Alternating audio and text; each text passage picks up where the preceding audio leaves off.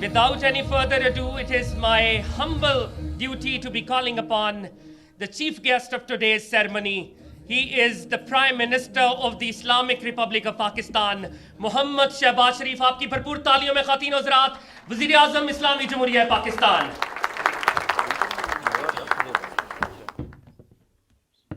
بسم اللہ الرحمن الرحیم. انتہائی قابل احترام وائس چانسلرز، پروفیسرز، اساتذہ کرام، آنریبل منسٹرز،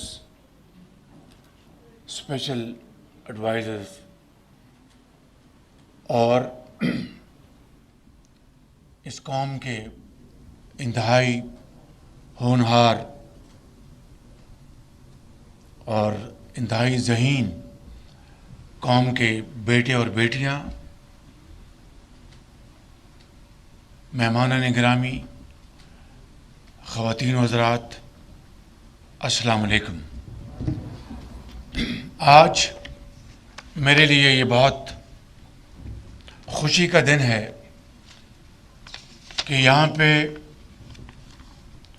ان نوجوان بچوں اور بچیوں سے ملاقات کا موقع ملا جنہوں نے اپنی تعلیم کے دورانیے میں بڑی محنت سے مختلف فیلڈز میں انوویٹو سکلز دکھائیں، چاہے وہ بایو ڈیزل ہے، چاہے وہ آئی ٹی سیکٹر ہے، موٹر بائک ہے، یا شاہراہوں پر جو ٹریفک لائٹس ہیں ان کے حوالے سے، اور بے شمار دوسرے شعبوں میں جو آپ نے الحمدللہ جو اپنی آؤٹ اسٹینڈنگ پرفارمنس دکھائی ہے. میں آپ کو اور آپ کے والدین کو اور آپ کے اساتذہ کو دل کی گہرائیوں سے مبارکباد پیش کرتا ہوں کہ جن کی وجہ سے آج پوری قوم آپ پہ فخر کرتی ہے. بات 10 لاکھ روپے کے انوویشن ایوارڈ کی نہیں ہے، بات آپ کی قابلیت کی ہے. اور یہ 10 لاکھ روپے آج کے زمانے میں جب بہت انفلیشن ہے تو اس کی جو ویلیو ہے وہ ماضی کے مقابلے میں کم ہے. لیکن میرا یہ ایمان ہے کہ آپ کی محنت کے نتیجے میں، آپ کی قابلیت کے نتیجے میں جب آپ عملی میدان میں آئیں گے، اور ابھی ایک بچے نے مجھے بتایا کہ ہم آلریڈی انٹرنیشنل مارکیٹ میں ہم اپنے جو پروڈکٹس جو ہیں ان کو ہم ایکسپورٹ کر رہے ہیں.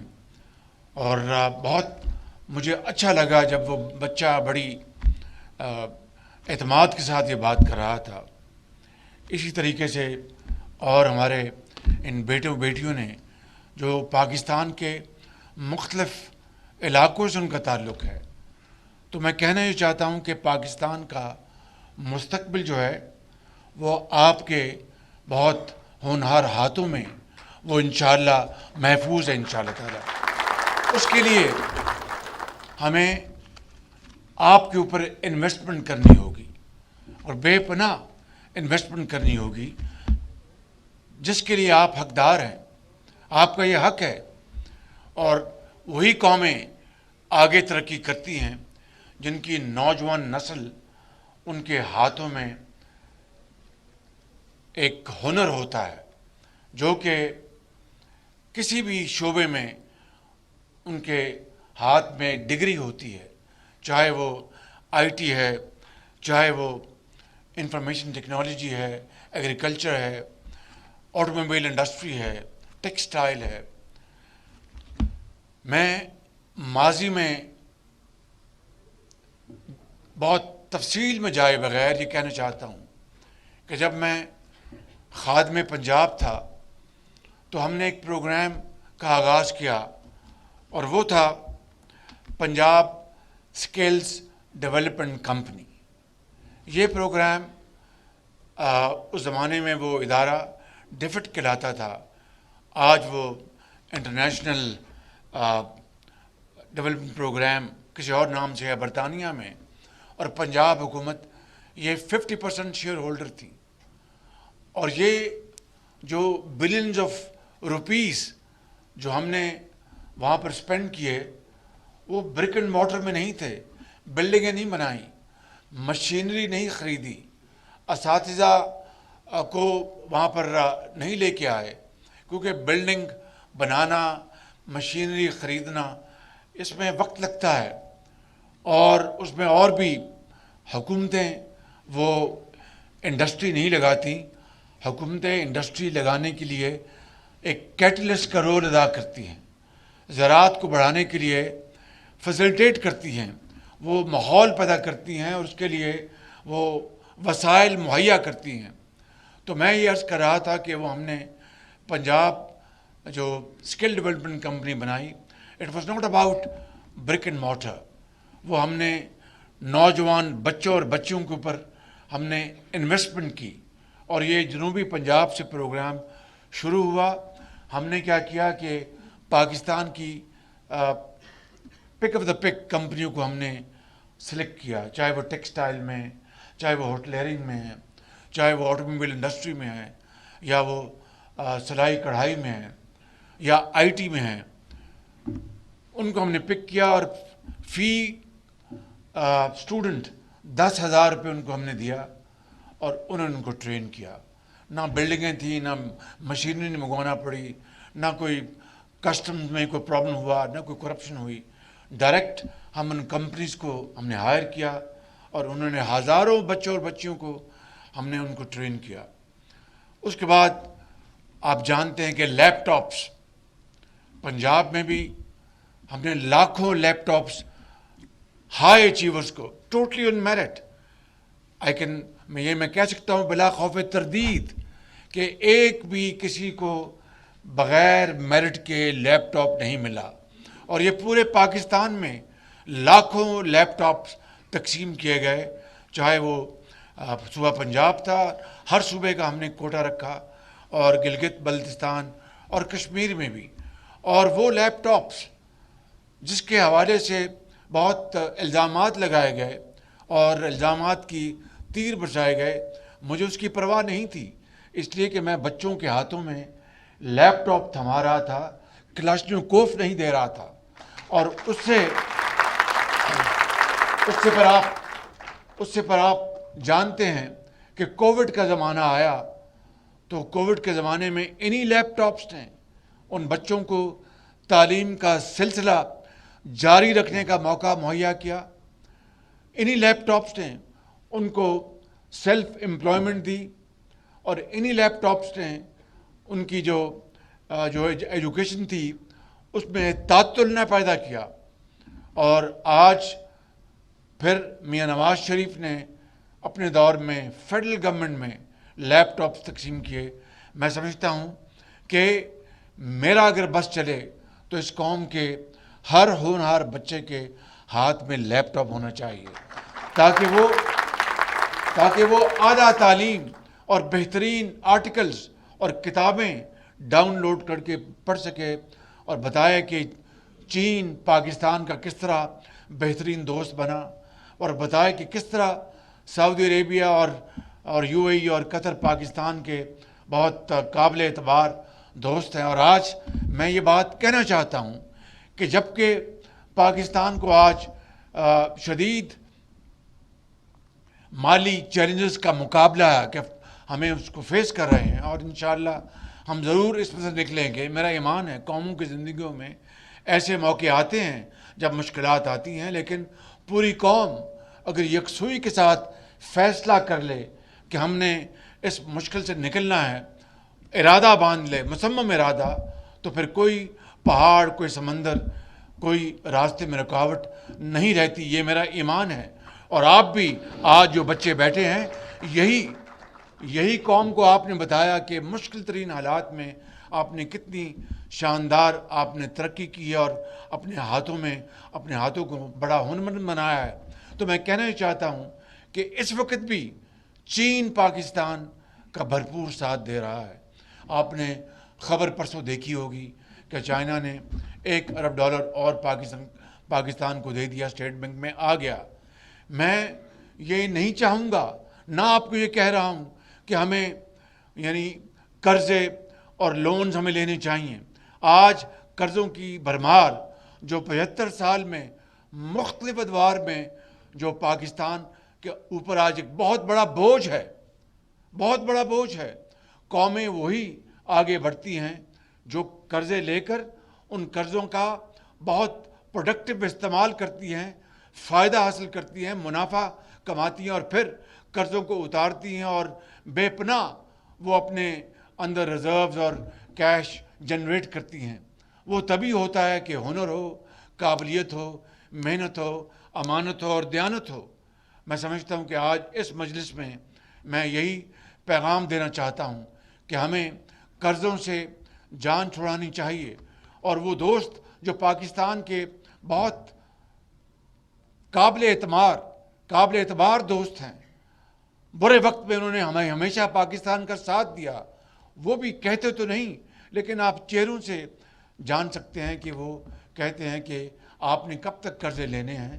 آپ یہ قرضے لے کر آپ ان کو استعمال کریں, آپ اپنا ریسورسز جنریٹ کریں. اللہ نے آپ کو پہاڑ, بڑے بڑے منرلز, مائنز دی ہیں اور آپ کو زمین میں آپ کو لوہا دیا ہے, بے شمار آپ کے پاس نیچرل ریسورسز ہیں. آپ ہائیڈل پاور جنریٹ کر سکتے ہیں, آپ شمسی توانائی جنریٹ کر سکتے ہیں. مجھے لوگ کہتے ہیں کہ بھائی تمہارا پنجاب میں دور جو تھا وہ تو بڑا آگے بڑھ رہا تھا نواز شریف کی لیڈرشپ میں, یہاں پر 1 سال میں کیا کیا. اگر میں اس کی داستان لے کے بیٹھ جاؤں 1 سال کی تو شاید رات ہو جائے گی. لیکن جو مسائل مشکلات ہیں اور جو مین میڈ جو کرائسس پیدا کیے گئے ان کی میں تفصیل بتاؤں تو آپ کے رونگٹے کھڑے ہو جائیں گے, لیکن اس میں جانے کی ضرورت نہیں ہے. کہنے کا مقصد یہ ہے کہ قوموں کی زندگی میں اس طرح کے چیلنجز آتے ہیں.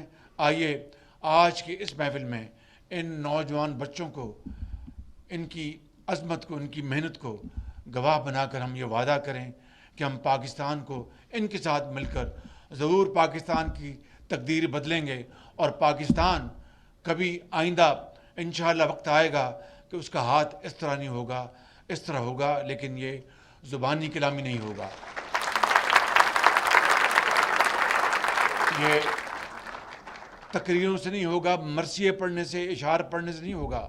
اشعار کا مجھے بہت شوق ہے, اس سے بڑی جدت پیدا ہوتی ہے, لیکن ان کو پھر عملی جامہ پہنانا ہوگا اور باتوں سے نہیں, عمل سے. نہ یہ نوری ہے نہ ناری ہے, صرف اور صرف محنت.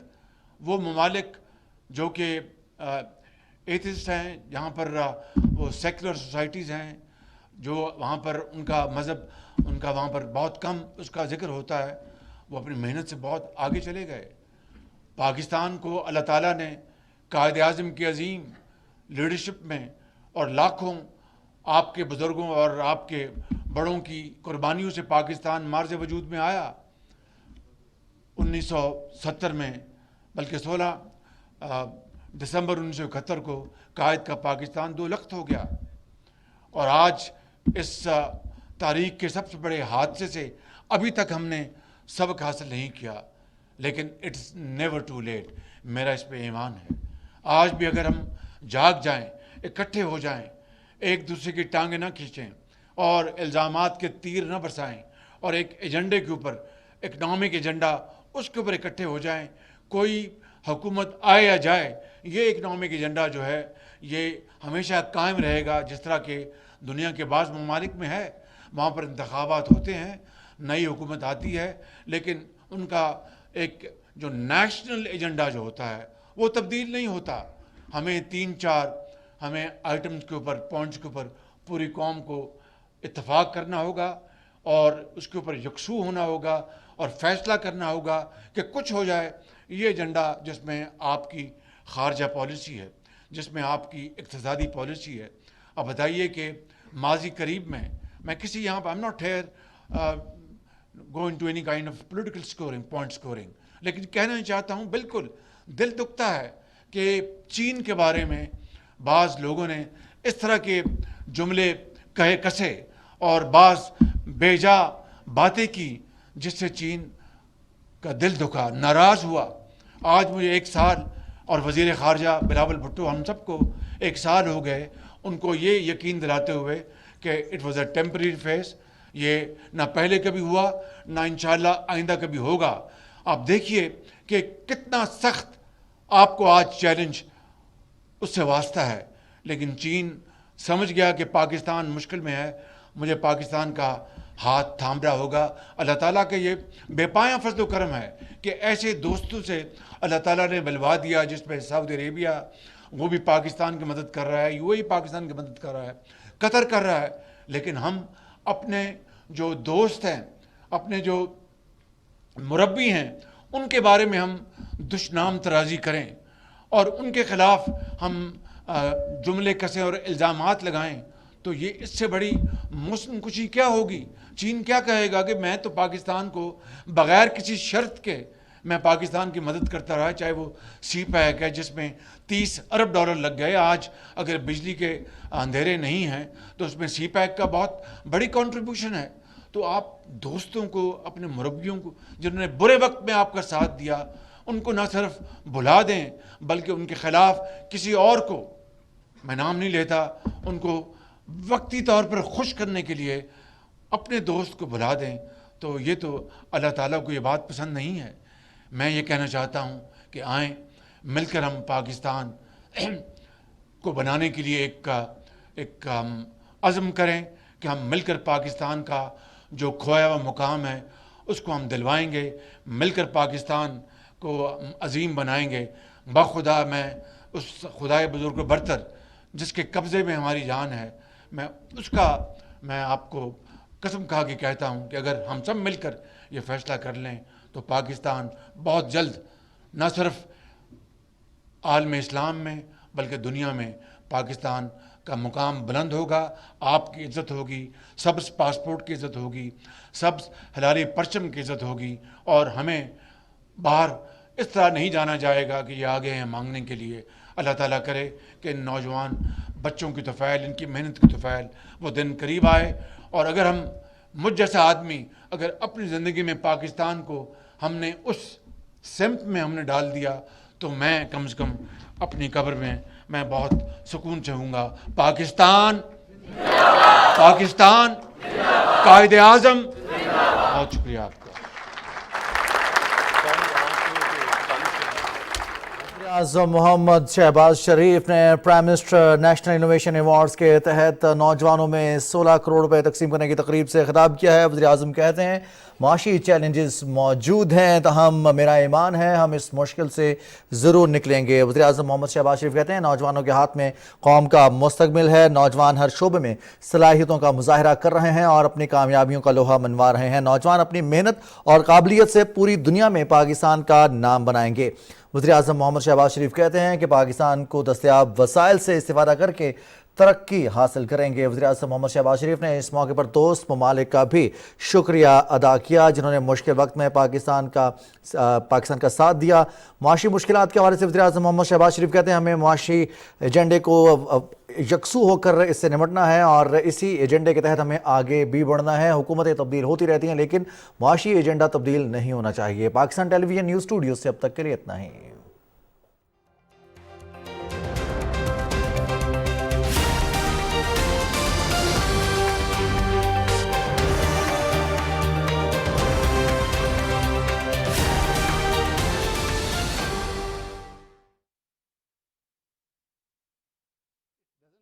And it's not. ان مشکل ترین حالات میں آذربائیجان کے جو صدر میرے بھائی جناب الہام علییف انہوں نے ہمارا بڑا وہاں پر پرتپاک وہاں پر استقبال کیا اور آذربائیجان سے ہم نے معاہدہ کیا ہے کہ جو LNG جو بہت دنیا میں اس وقت نایاب ہے، اس لیے کہ یوکرین میں جنگ جاری ہے، اس کی وجہ سے وہ روسی جو گیس پائپ لائن اس میں خرابی ہوئی اور دنیا میں تیل اور گیس کی قیمتیں بہت اونچی جانے لگیں، اور ہمارے لیے جو ایک ترقی پذیر ملک ہے پاکستان، اس کے لیے بہت مشکلات پیدا ہوئیں. تو ان کے ساتھ پاکستان کا معاہدہ ہوا، یہ ہمیں انشاءاللہ سستی گیس مہیا کریں گے. بھرپور تالیاں لگائیں، بھرپور تالیاں. I just thank my brother President Aliyev for his very warm welcome in Baku. اور Baku is what a city، کیا شہر ہے. لاہور میں سمجھتا تھا کہ میں نے بہت کمال کیا، بڑی صفائی، لیکن باکو ایک کیا کئی لاہور کو آگے میں پیچھے چھوڑ گیا. یقین کریں صفائی میں بہترین، وہاں پر لینڈسکیپنگ اور اتنی ہریاول ہے کہ میں آپ کو بتا نہیں سکتا. تو اگر ہو سکے تو اگلے جو اچیورز ہوں گے 10-15 بچوں کو میں باکو بھجواؤں گا، جا کے آپ دیکھیں وہاں پر جا کے. So I thank President Aliyev and have conveyed to this wonderful assembly of young boys and girls and eminent scholars and teachers and politicians that we were given very warm welcome over there in Baku, and amongst other things we have signed agreement to purchase cheaper LNG gas from Azerbaijan, and many other points of interest were discussed over there. Thank you very much, and big hand to him, big hand.